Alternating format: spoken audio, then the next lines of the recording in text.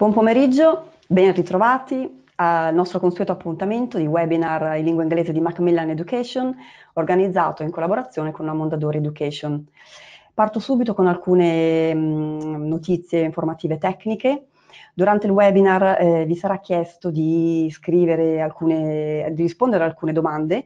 Dovrete cliccare sulla barra degli strumenti che vedete sul vostro schermo, sul punto di domanda. Si aprirà quindi la box appunto delle domande. Ci saranno poi delle domande finali che potete appunto chiedere a Malcolm alla fine, a cui poi lui risponderà alla fine della sessione. Per quanto riguarda invece gli attestati di partecipazione, come sempre vi saranno inviati via email qualche giorno appunto dopo questa sessione, previa compilazione di un questionario appunto di valutazione. Per noi è molto importante. Riceverete il questionario via email. Una volta compilato il questionario vi sarà appunto poi recapitato sempre nella vostra casella di posta elettronica l'attestato di partecipazione. Sempre tra alcuni giorni potrete poi scaricare dal sito di mondadorieducation.it la presentazione di questa sessione di oggi con il video e la presentazione stessa.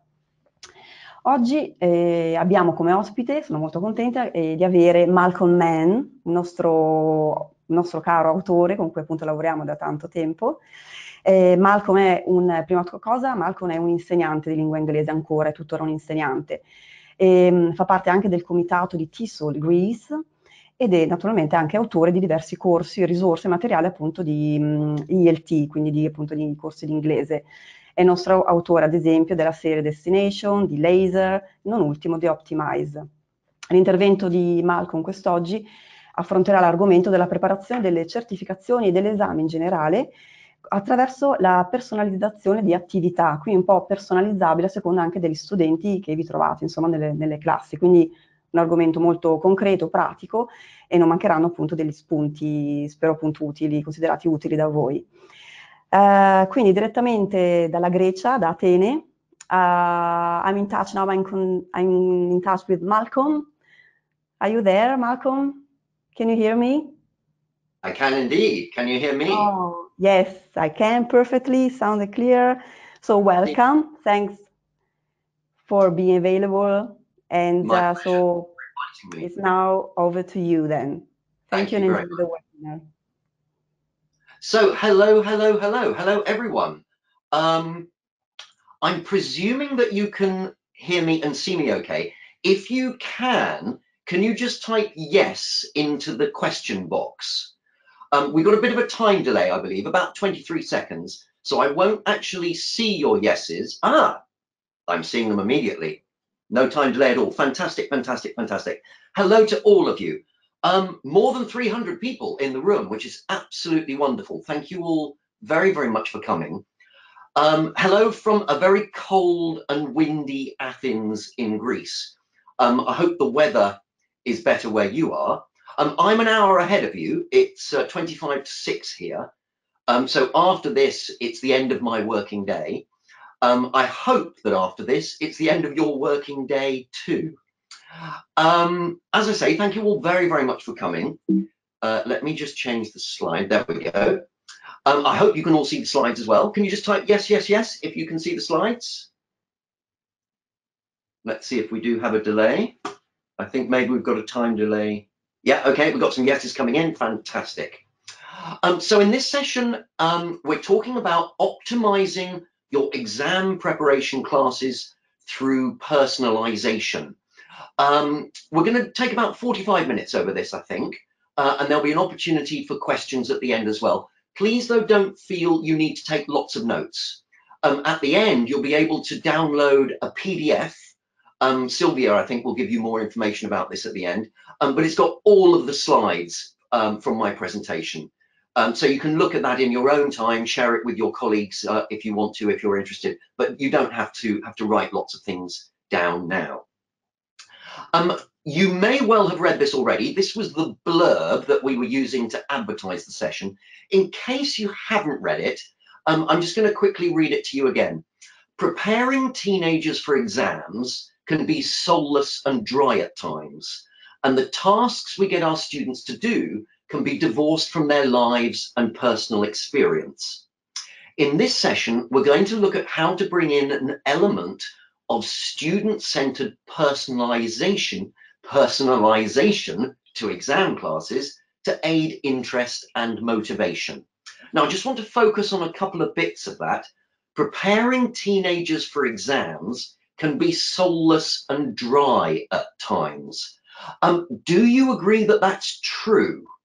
Just type something quickly into the answer box, question box, if you agree that that's true, or if you disagree. Yep, Carla says it's true. Excellent. Of course, it's not excellent that it's true. It's excellent that we agree it's true. And so this is a problem that we have to deal with. Obviously, preparing students for exams is extremely important. We have to do it. We have no choice.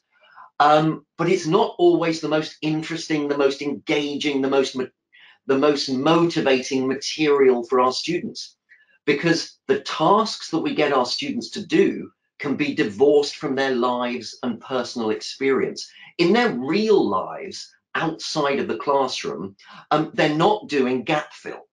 They're not doing multiple choice. They're not doing word formation tasks. They're not really doing any of the things that we expect them to do in exams. A couple of times in exams, we have this kind of pretense that what we're asking them to do is real world.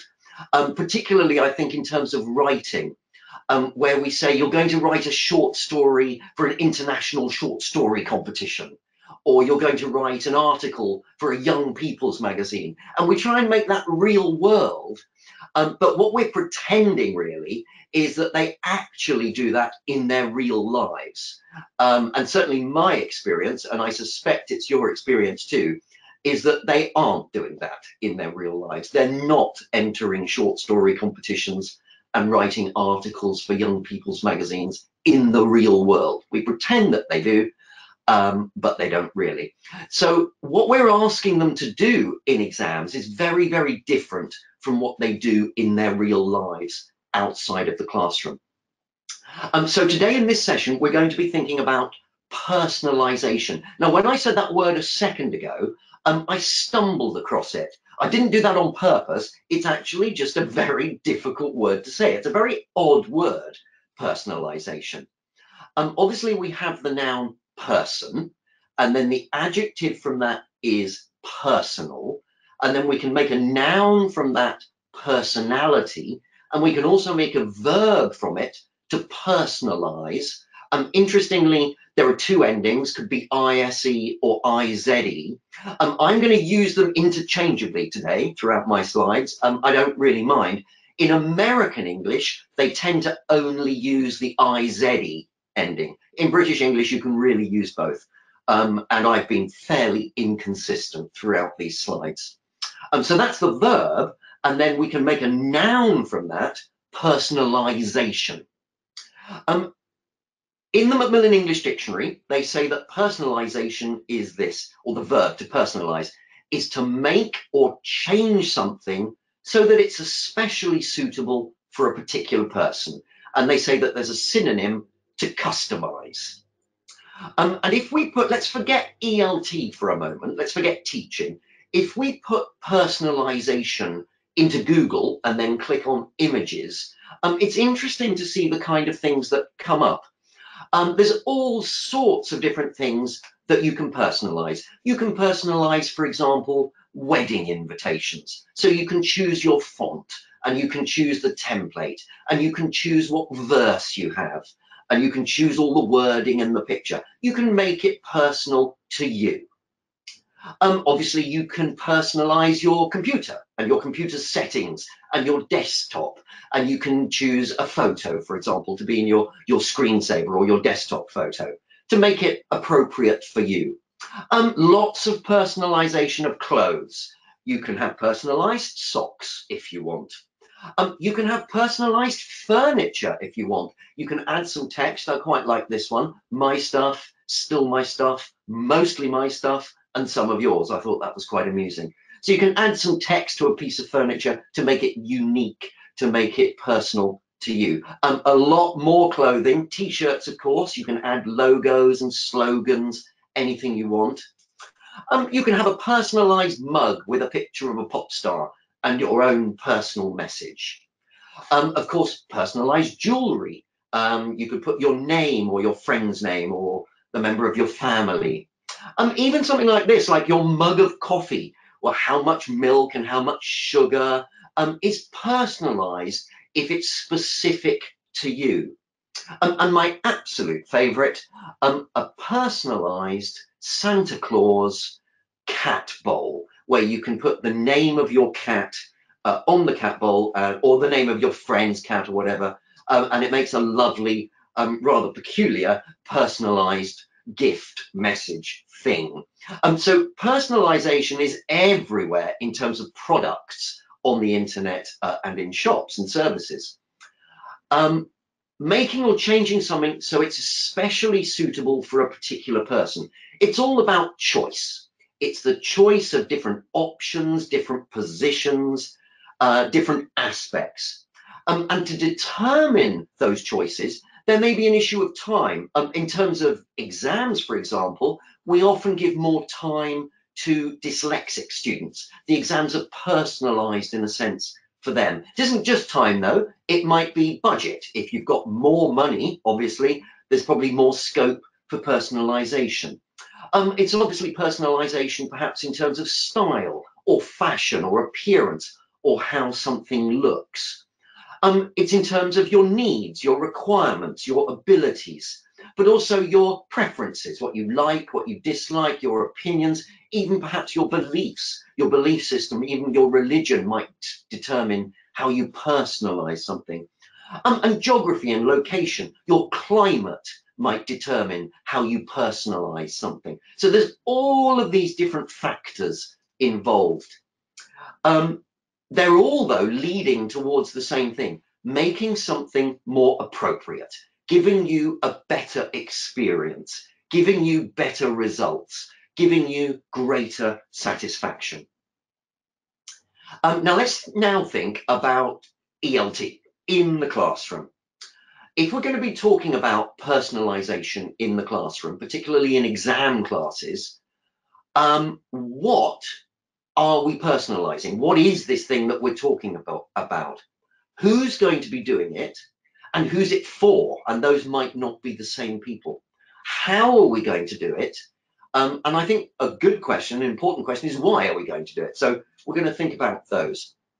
Of course, there's a key problem, the education system.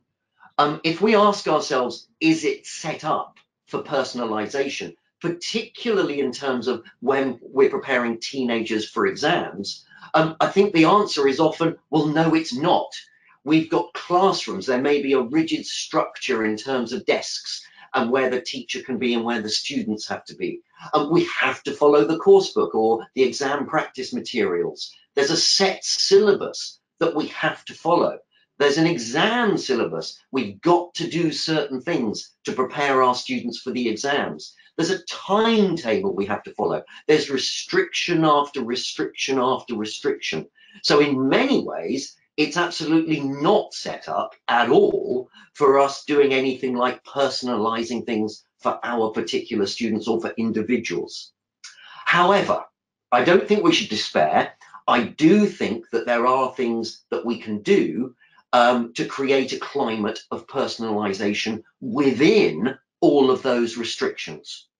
Now, we are talking about teenagers, which means that I'm not talking about giving them complete control. That's not what personalization is all about. The teacher clearly has to remain absolutely in control. Control in terms of what we're going to do on a day-to-day basis, how we're going to meet the requirements of the syllabus, how we're going to use the materials from the course book or other materials, how we're going to prepare for the exams. The teacher is always in control and is in control of any personalization that we do. So I've called that teacher-driven. However, the aim of the personalization is to provide personalization for the students. So although it's teacher driven, it's student centered. The student is always at the center of where the personalization is. And I think there are two different kinds of personalization. There's personalization that's provided by or within the materials, the course book or other supplementary materials that you're using. And then there's personalization that's outside of those materials, that's supplementary to them, that you as the teacher have to come up with yourself, or the students come up with themselves. So we're going to look at each in turn, and I'm going to start by thinking about personalization within a course, within a course book. Now, those of you who use, or more likely used in the past, LASER, which was an exam preparation course that Steve Taylor-Knowles and I wrote a few years ago, you might remember this. We had these little sections in LASER. They were called Have Your Say. And they said things like this. At what age do you think teenagers should be allowed to go on holiday with their friends? Why? And these came after reading texts in the reading section of the course. And teachers, I think generally using LASER, really liked these sections. They were very quick. They only took 5 or 10 minutes of classroom time. There was no planning involved before the class. They were very simple. They were provided. They were on the page in the student's book. So they were just there. You didn't have to do anything beforehand to get ready for them. And most importantly, they allowed the students to express their own opinions. And of course, that is an element of personalization. So they allowed the students to express their opinions and relate what they've read in the reading, for example, or heard in the listening, to their own personal experience, personalization. And even though you were doing reading or listening, the students could practice their speaking by expressing answers to these questions. So there were lots of plus points for the Have Your Says, and teachers really liked them. However, there were some drawbacks. First of all, they were only speaking tasks. There weren't any, for example, writing tasks. They were only speaking, and there was actually a very limited range of tasks and a very limited focus. Almost all of them were asking students to express opinion or express preference. And they weren't throughout the unit, they were only in the reading and listening sections. So when Steve and I set about planning and preparing our new course, Optimise, we thought about the Have Your Say sections from LASER, and we thought, well, how can we make them even better? So we wanted to focus on dealing with those drawbacks and getting rid of those drawbacks. So we thought we'd expand them. We won't just have them in the reading and listening sections. We'll have them throughout, grammar, vocabulary, etc., speaking. But they won't just be speaking practice. There'll be other things too, which we'll look at in a second. There'll be an increased range of tasks, more variety, and an increased focus, not just expressing opinion and expressing preference. So they'll be more integrated into the course and more systematic. And so not just expressing opinion and preference. Of course, expressing opinion and expressing preference are extremely important. So we do that throughout these new sections in Optimise, but we also focus heavily on things like critical thinking critically about what you've just read or what you've just listened to, or the topic that you're focusing on, and reflecting, particularly in Optimise, particularly reflecting on your own learning, your studies, and doing research. That might be online research, but it might not be. It might be research in other ways. Not just speaking, but writing, doing different writing tasks, and presenting, being able to actually go to the front of the class and present, perhaps not so informally in terms of as an informal discussion, but semi-formally or formally, being able to present maybe your research. You've done some research online, got some findings, you present that to the rest of the class, which is a very, very important life skill, a very, very important 21st century skill. And then being able to have a discussion with the other members of the class. So not just opinion or preference, but all these other things too. And so what we ended up doing with Optimise was coming up with 5 main categories: think, research, culture, learn, and me. Think is all about opinion and preference and thinking critically about what you've read, what you've heard. Research is all about finding information. Now, that might well be finding information online, but that's not the only way, obviously, to find information. It might be by doing a class survey or interviewing friends and family, or the old-fashioned way, actually going to books, going to dictionaries, a thesaurus, an encyclopedia, whatever it is. Culture is focusing on the student's own culture, their own language, their own country, their own region, their own area. Learn is reflecting on how the students learn and how they study, whether that's English or any of the other subjects that they're doing at school.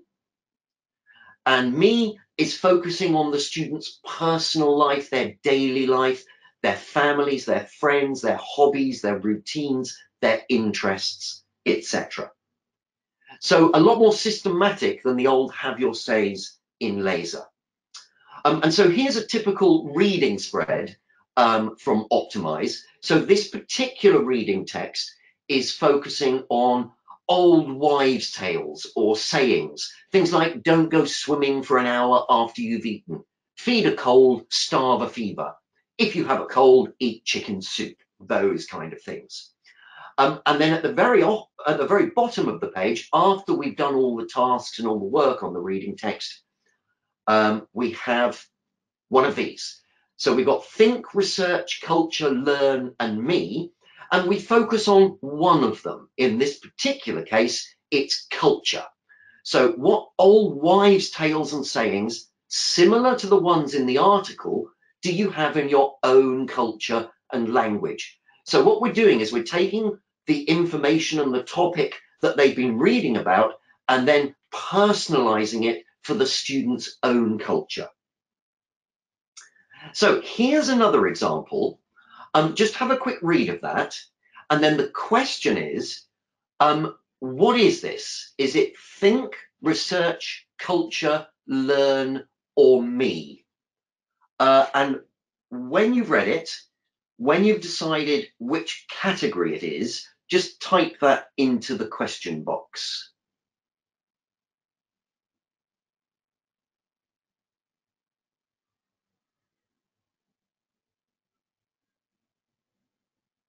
Okay, everyone so far is in agreement.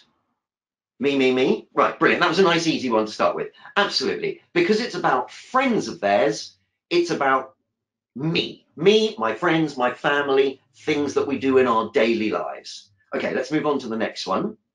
Have a quick read of that. And what's this one?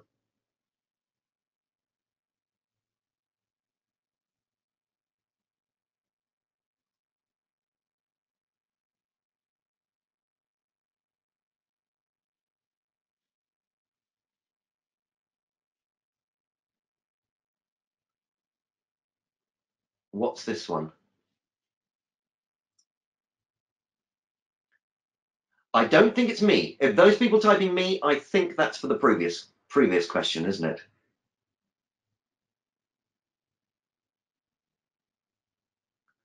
I don't think it's research. It's learn, exactly. This is focusing on how they study. So in this particular case, what are we talking about here? Keep thinking about gap 1 until you get the answer, then do gap 2 and spend time thinking about that one, keep going to the end, or read through the text to get a general meaning, then fill in any gaps you think you know. So this is focusing on an exam strategy, the best way to approach an exam task. So this is to do with the student's own learning, how they learn and study English. Let's move on to the next one. This one's nice and easy, I think. What's this one? Right, Siana says culture, absolutely. Are there any myths or interesting stories about how cities in your own country were founded. And of course, if your students are Italian, which all of yours are, then you have lots of myths and interesting stories about that. Let's move on to the next one. What's this one?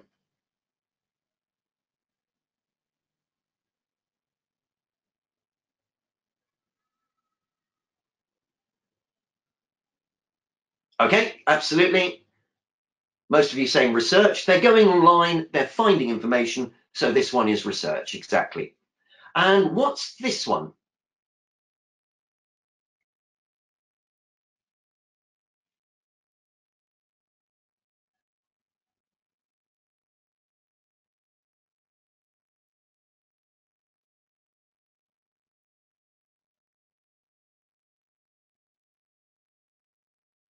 Lots of you are saying research. I think that's for the previous question. This one, right, culture. Sylvia says culture, Donatella says culture. This one's culture. It may not be high culture. It's about pop music and X Factor, but it's X Factor in your country, which is part of the culture. And the last one, what's this one?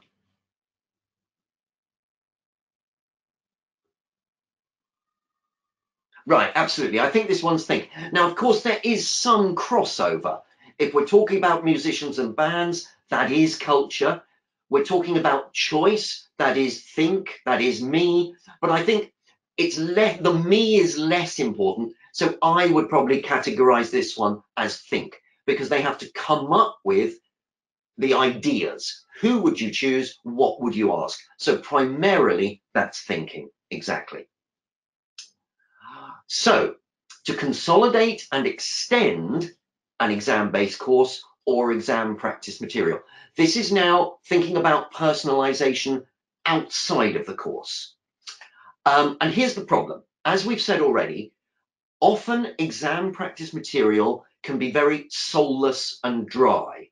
Multiple choice, gap fill all the time. We have to do it, but it's not very interesting. It's not very engaging. And the tasks that we're getting our students to do are divorced from their lives. They're not doing those things in the real world.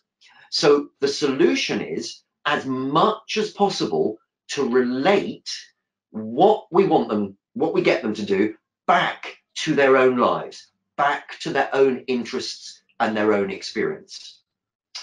And the simplest way, I think, of doing this is to steal the idea that we have in Optimise.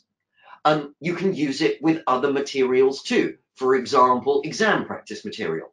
Let's say you've got a book just of exam practice tests.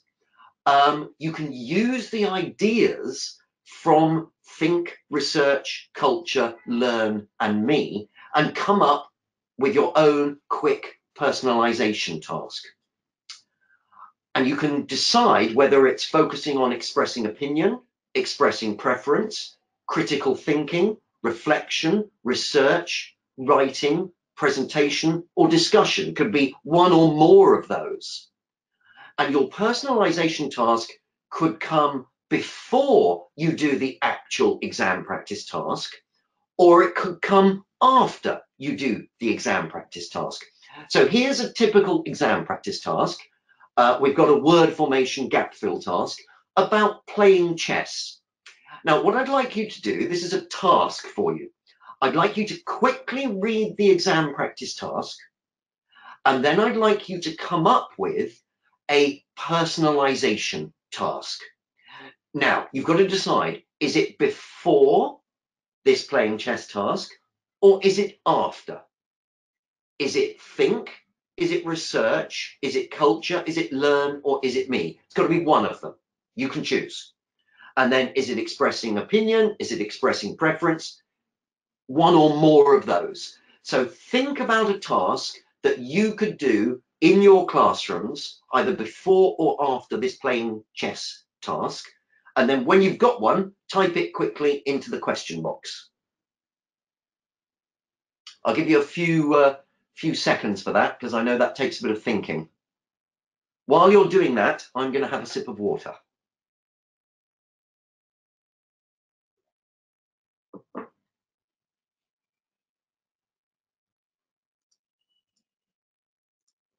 So I'd like you to actually, so someone said culture expressing opinion. Can you give me a little bit more information? What would the students actually have to do? Express opinion about what? Try and go into a little bit more detail about what the task would actually be.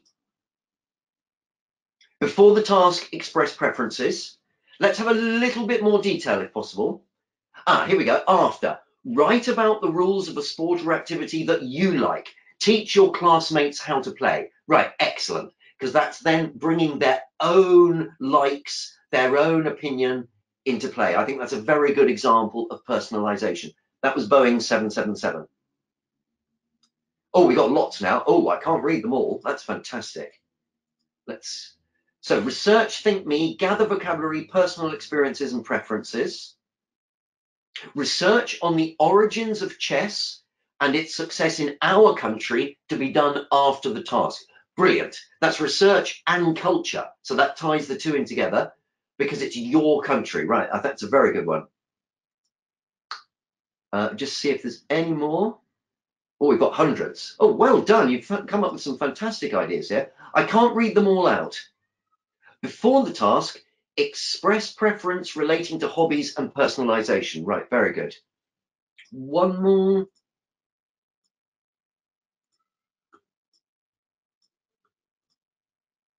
Find out information about the history of chess after the task. I think that's a very good post-exam personalization task. Right, some fantastic ideas there. Let's move on.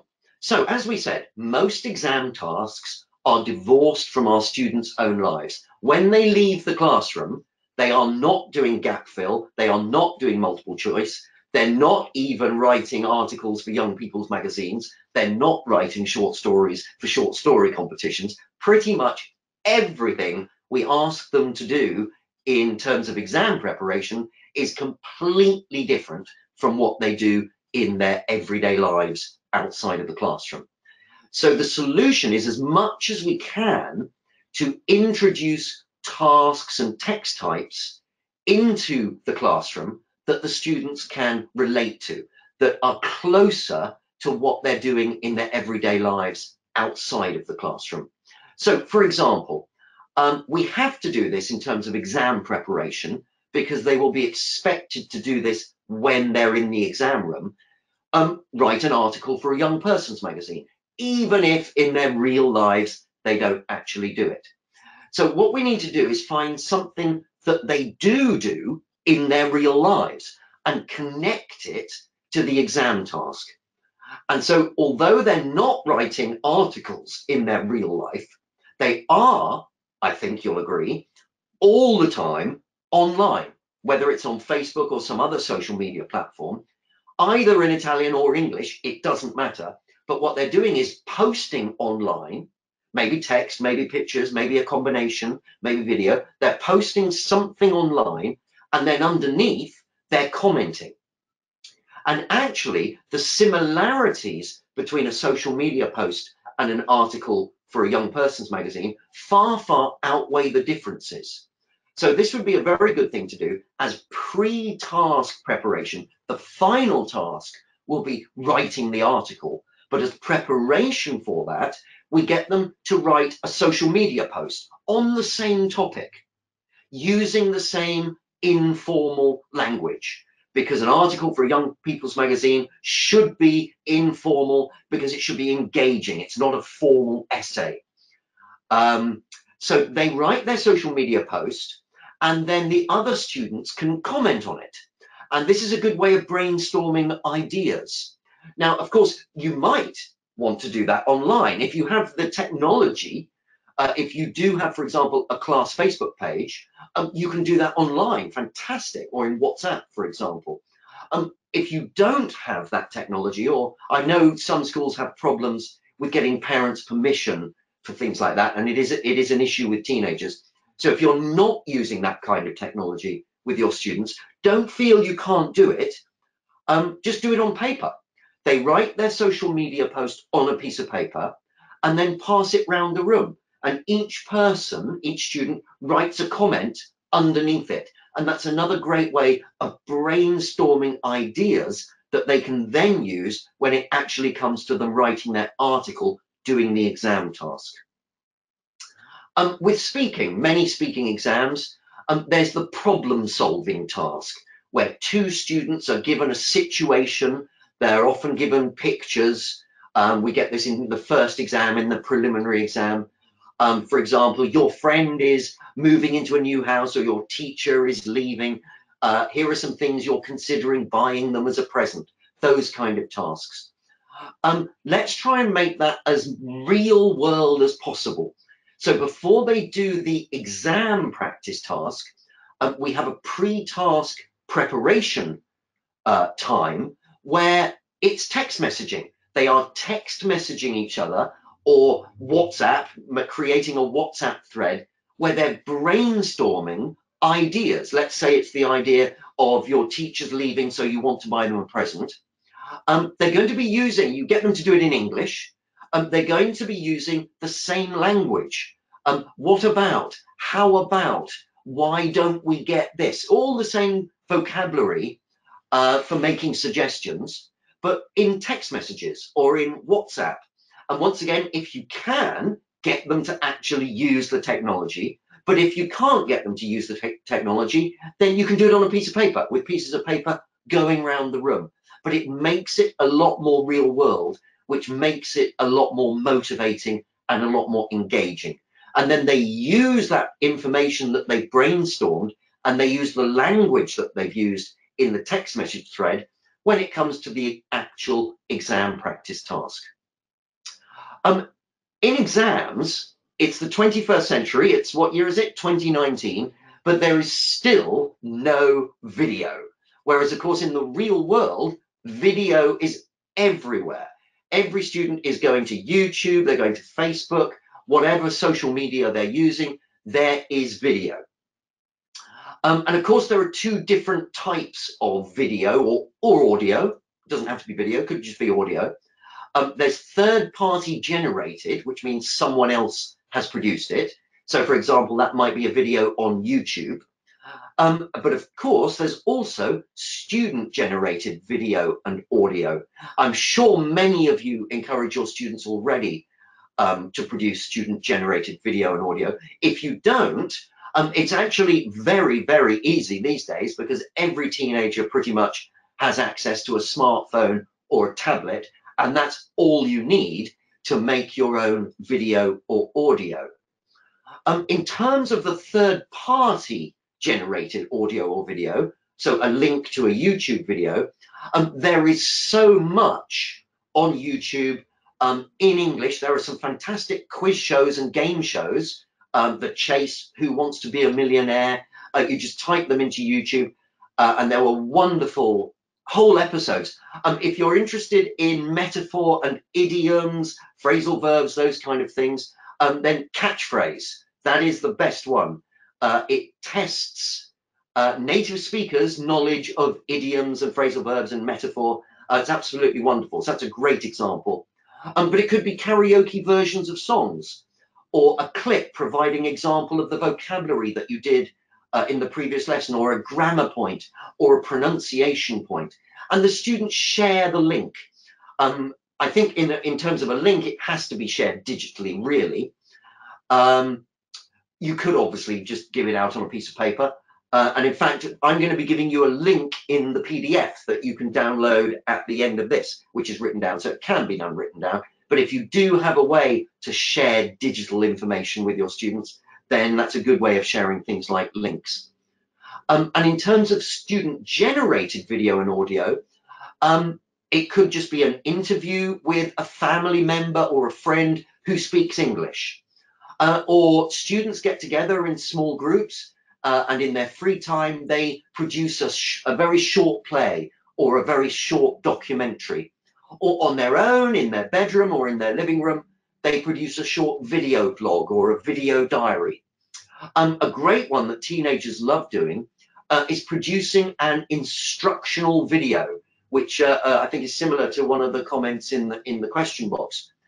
They choose their own hobby, their own sport, their own interest, and then produce a video about that.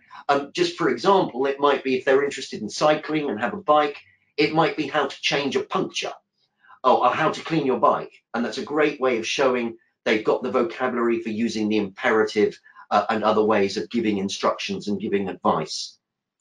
Or making a simple self-recording in terms of pronunciation, a pronunciation point or a grammar point, or a song that they like, a karaoke song. It's actually loads and loads of things that they can do very, very simply with a smartphone or a tablet.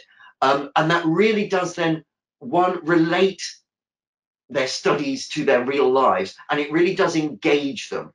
It's a lot more interesting and fun than gap fill. Of course, we have to do the gap fill too. Exams don't have video. They're also still very, very much a paper world. Of course, in many exams, you are expected now to write an email, but that's pretty much the exception. Everything else is paper, but the real world, as we've kind of been saying, there's a major digital and online aspect. It's a major part of our students' lives, their digital life, their online life. Some of these we've talked about already, of course. So it's social media in terms of posting and commenting on posts, messaging, whether that's text messages or WhatsApp or Viber or some other message sharing app. It's links, which we've mentioned, but it's also things like JPEGs, GIFs, emoticons, emojis, screenshots, just taking a shot of your screen and then sharing it. Video, audio files we've mentioned, apps and websites. The more that we can bring these things into exam preparation classes, the more real world they become. So for example, we've been doing grammar, we've been doing comparatives and superlatives. We've done the grammar presentation in the course book, we've done the exercises in the course book and in the grammar book, but none of that is real world. None of that really is related to the students' own lives. So what can we do? We can bring in an element of the real world, and that personalizes it. So for example, it's research. Students go home and for homework, they do a comparison of prices and products. They can choose a category, for example, trainers, on amazon.co.uk versus an online store or online stores in Italy. So they do some research, maybe they write a report, maybe they make notes and then come in and have a discussion and compare their findings.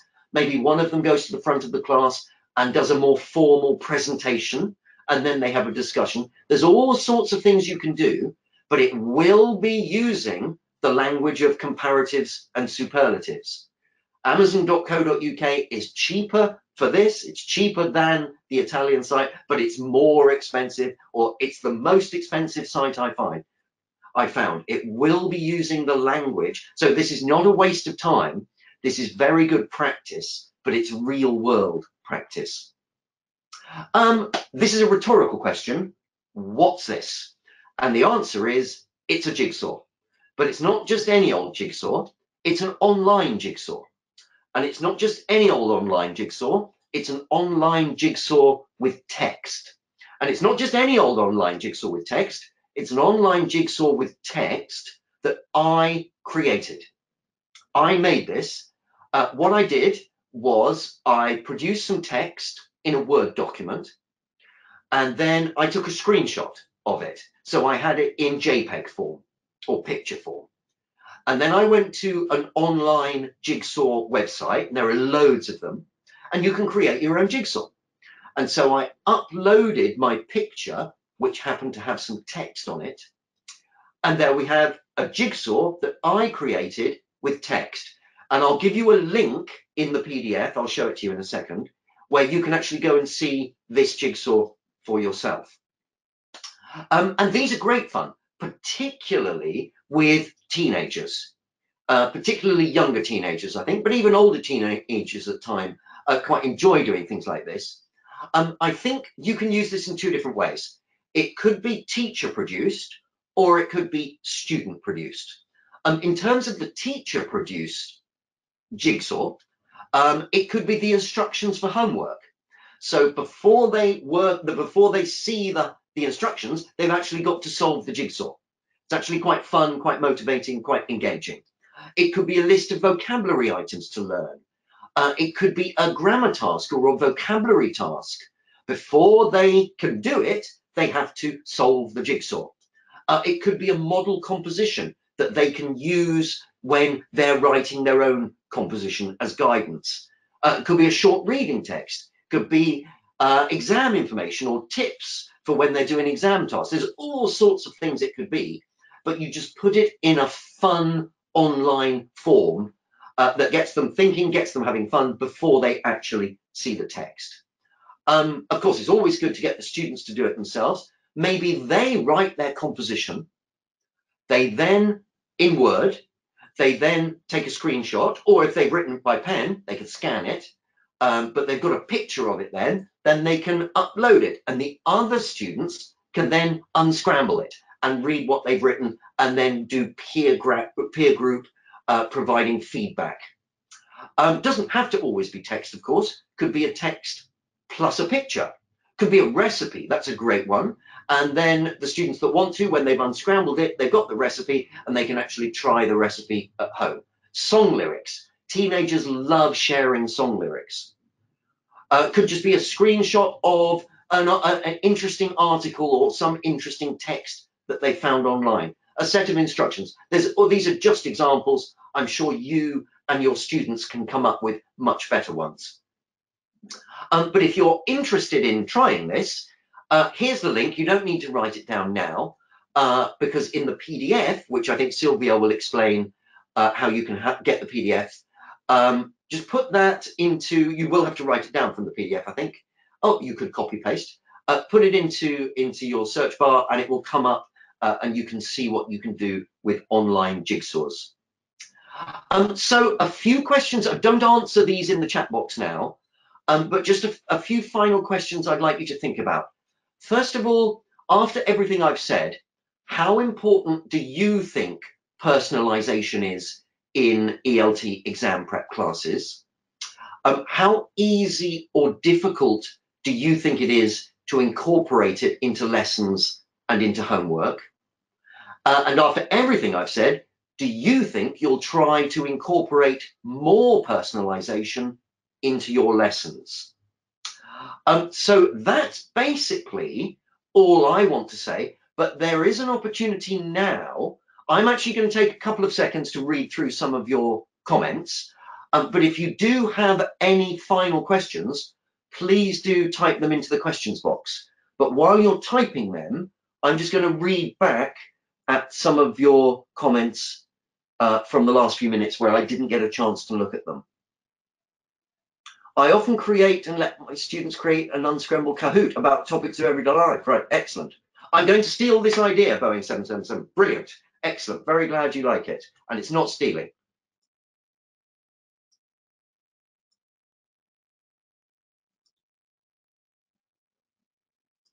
I'm glad, Maria, you thought it was a good idea. Did I have a look at the Invalsi? I haven't looked at Invalsi yet. I will do. And if you'd like me to come back another time and talk about it, I will. But at the moment, I'm sure you're much more of an expert on it than I am. But I will take a look at it. Right, there's a few more comments here.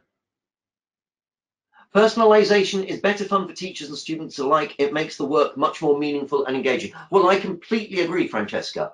It's much more motivating and much more engaging. And I'm really, really glad that you agree. Rosa says personalization is very important. I'm very glad you agree. So does Anna Rita. Apologies if I'm pronouncing your names wrong, by the way. I do apologize. Tiziana says, I always bring Realia into my lessons. Realia, excellent. Yes, that's a very good way of personalizing a class.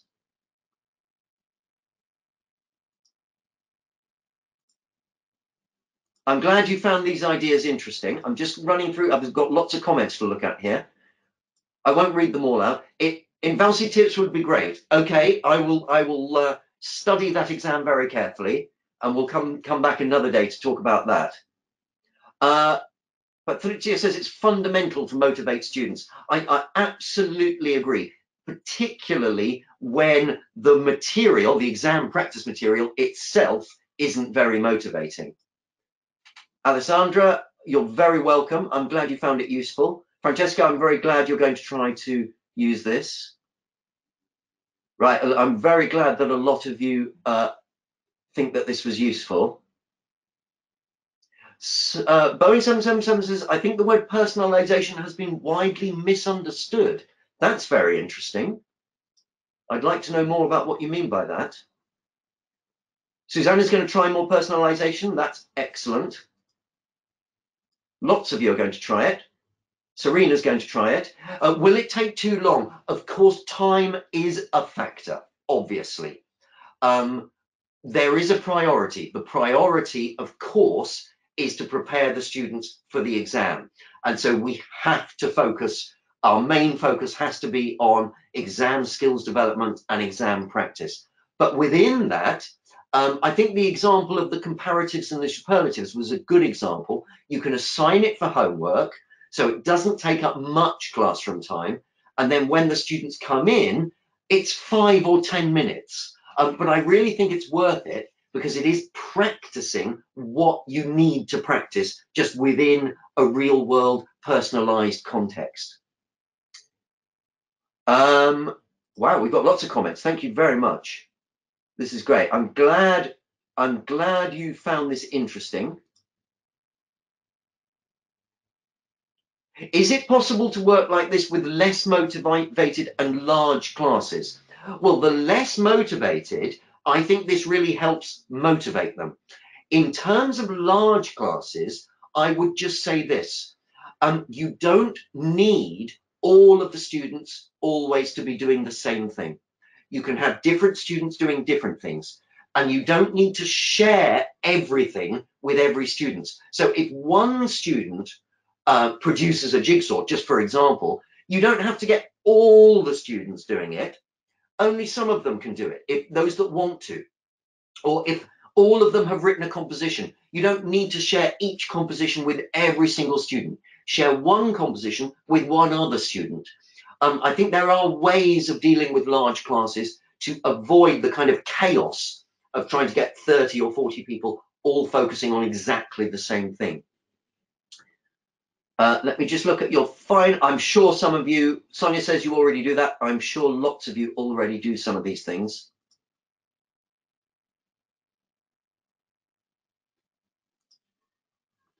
Right, that's fantastic. Thank you all very, very much. Personalization is very important, but it isn't so easy to do. It isn't easy to do, but it does get easier the more and more you try it. So I hope you stick with it. And I hope you use some of the ideas, because actually some of them are very, very straightforward, but they really do work. I'm going to leave it there for the moment and hand back to Sylvia. Sylvia, if you've seen any questions that I've missed that you want me to focus on, then do let me know. So I'm not going to rush off for a second. Sylvia, are you there?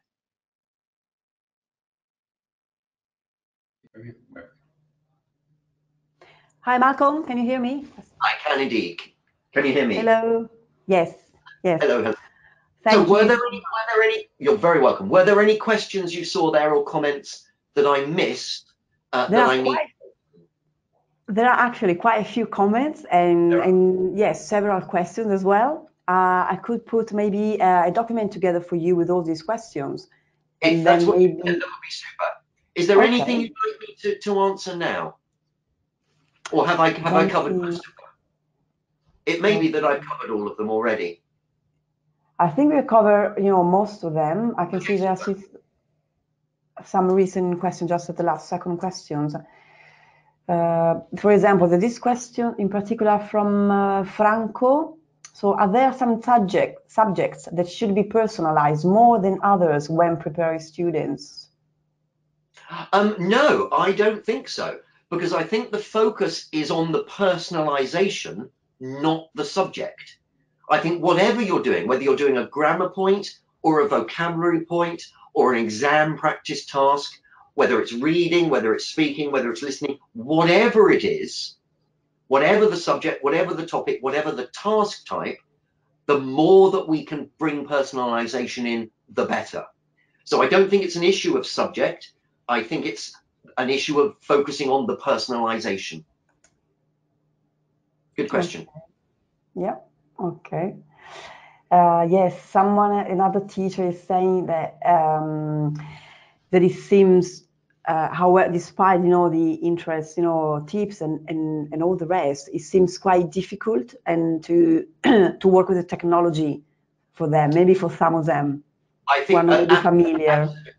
absolutely. I mean, some schools already, some classes already have shared Facebook groups and things like that, and they're using technology all the time. Other classes don't really use it at all. Absolutely. I do think, though, that even if you don't use any technology in the classroom, your students do have access to smartphones and tablets. So if, for example, they produce a little video blog at home on their smartphone, they can bring that into class and you can show that in the classroom.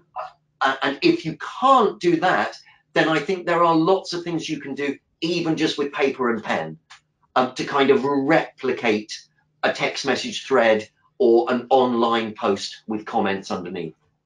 Yeah. But I think it just does depend on your particular circumstances, how comfortable you are and what your situation is in terms of how much technology you use.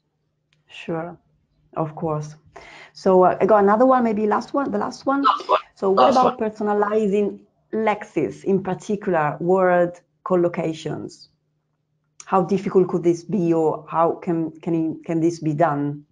Right. Well, I think a great way, actually, just off the top of my head, when we're talking about collocations, when we're talking about idioms, I think a great way to personalize them is to ask students if they have similar collocations or similar idioms in their own language or in other languages that they study. I think it's really interesting to compare how languages are the same or different in terms of collocation and idiom. And it also really gets students thinking about how collocations work and how idioms work. And it obviously ties it then back in to their own culture, their own language. So that is personalization. So that's the first thing I can think of off the top of my head. Okay. So are you, for example, are you referring to some word association, for example, something in Italian, in English, which could be similar into Italian, Absolutely. for example? Absolutely. I mean, for example, just off the top of my head again, in English, we have the collocation dead tired, meaning very tired. Now, I have no idea if you do in Italian or not, but either way, that's interesting. And it's an interesting way of approaching language. Do we say it the same? Do we say it differently? And with lots and lots of idioms, particularly in Indo-European languages, it's incredible how similar they are. I've no idea if dead tired is. Do you say that in Italian? The thing is that, in Italian, we don't have such short expression like you do in English. So we use more words to say the same thing, basically. Right. That's the main issue. That's a very interesting discussion to have with students. And it's tying it in with their own language, their own culture, and at the same time, focusing on collocations and idioms in English. Sì. And get tired is also stanco morto. So we got some expression which could be similar. Yes. Exactly. Yeah. Right. Okay. I think our time is up. Okay. So thank you very much. And if you so in a few days we will put your PDF on the website as well, so the teachers can go download it there. Can they? Is that where they download it? Okay, super. Okay, so thank you so much. Speak to you soon, hopefully. And let me just once again thank everybody for coming. Nearly 400 people, absolutely fantastic. So I do hope you found it useful, and I shall see you all again very soon, I'm sure. I'm going to say goodbye then. Grazie, arrivederci a tutti. Thank you again, Malcolm. Arrivederci a tutti. Bye bye.